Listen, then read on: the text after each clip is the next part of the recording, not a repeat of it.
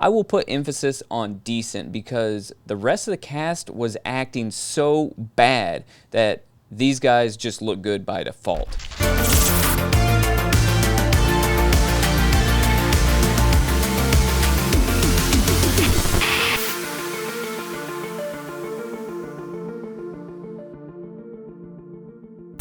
How's it going, creeps? Welcome back to Cinema Creep. Cinema Creep is a place where we discuss, dissect, and review all things vile, disgusting, and downright terrifying in the world of horror cinema.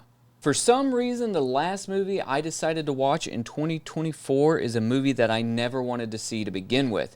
If you watched the previous live streams on this channel and even the trailer trash reaction video for this movie, then you already know how I felt about it. And I'm talking about none other than the movie Stream from 2024, directed by Michael Levy and written by Stephen DeSala, Jason Levy, and Michael Levy. You may be asking yourself, why would he watch a movie and then waste his time reviewing a movie that he didn't even want to see in the first place? The answer is simple. I did it for science. Yes, I wanted to see how much mediocrity I could stand before turning the movie off and losing interest.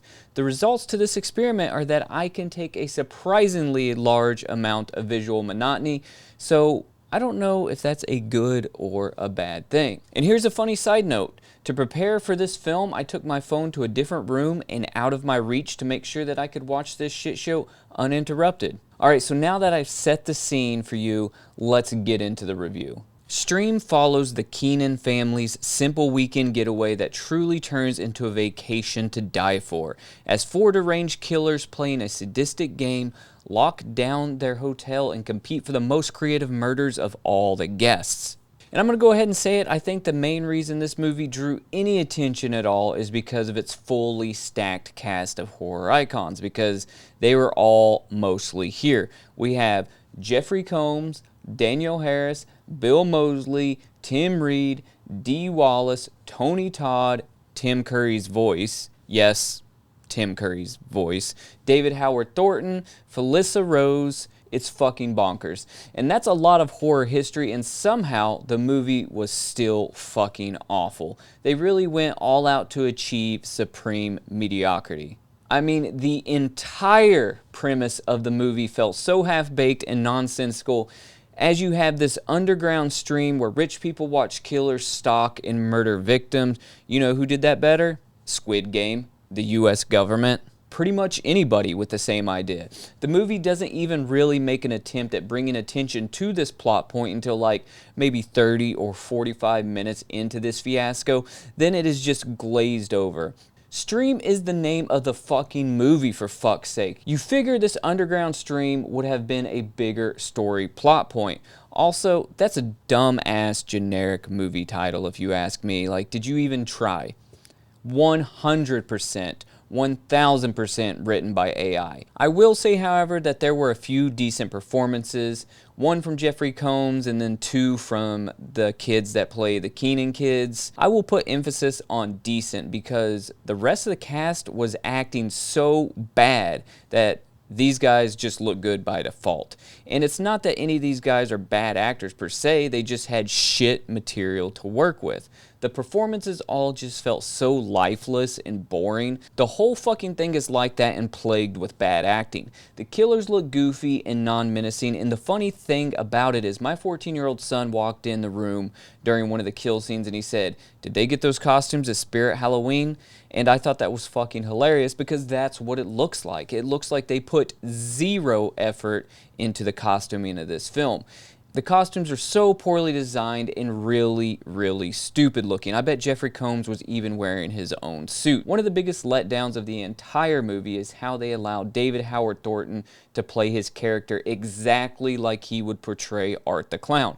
Couldn't believe it. Same mannerisms as Art. What a fucking stupid decision. Another thing that took me directly out of the movie was the overall look of the film. The majority of the movie looked like it was shot on a DSLR camera and a $30 tripod, despite it being shot on a RED camera. There was only a handful of shots that looked like the cinematographer actually gave a shit about the lighting, and even those shots, the lighting ratios looked off.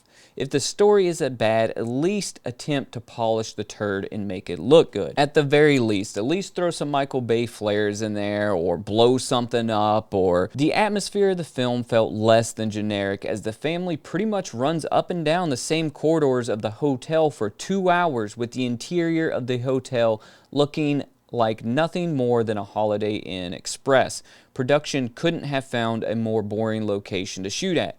This was sort of like the dookie flavored icing on a cake made of feces. Happy birthday, motherfucker.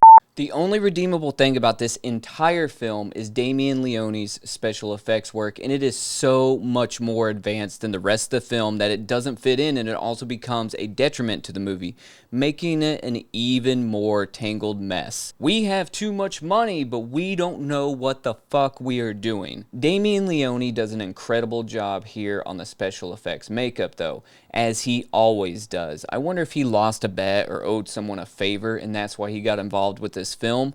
My favorite kill being the 10 snips to the nose in the arcade.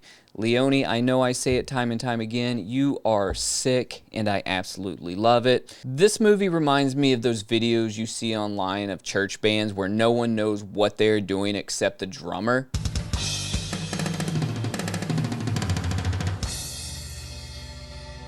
This is exactly that. Damien Leone is that fucking drummer. I could go on and on about each little detail and why I think that this movie belongs on the very last page of Tubi, and I don't mean that in a good way, but I think that you get the point. This movie blows hard.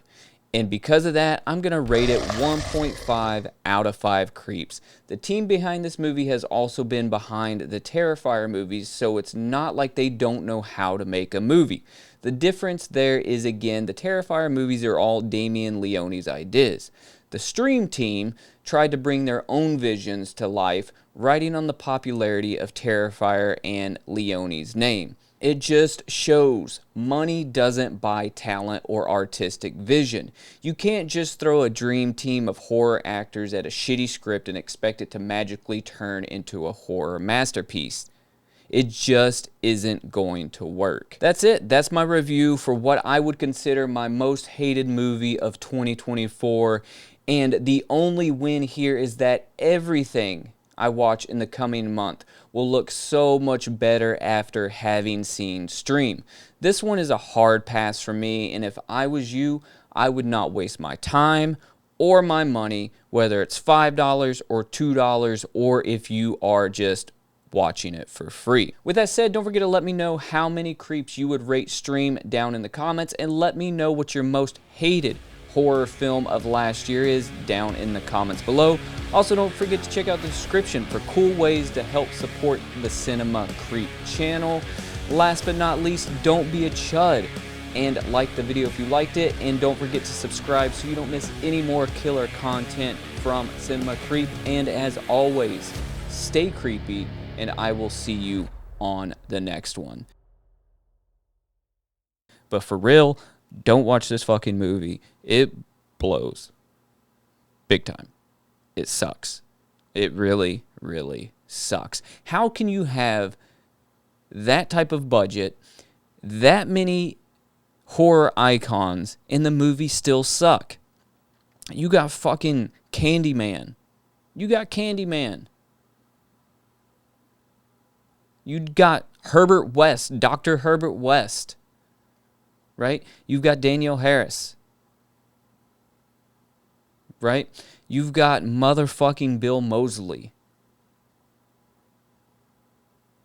How can you suck so bad? It fucking sucks.